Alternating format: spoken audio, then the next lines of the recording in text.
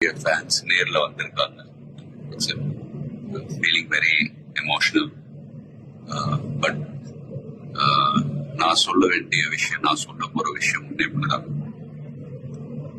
நீங்க எல்லாரும் சந்தோஷமா, ஆரோக்கியமா, மன நிம்மதியோட வாழ நான் கடவுளை வேண்டிக்கிறேன். அண்ட் ஃபேமிலியை பாருங்க, உங்க குடும்பத்தை பாருங்க.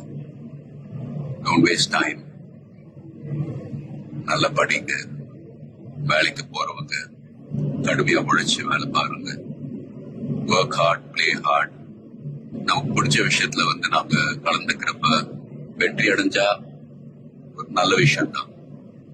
But if you don't achieve success, சோர்ந்து போயிடாதீங்க.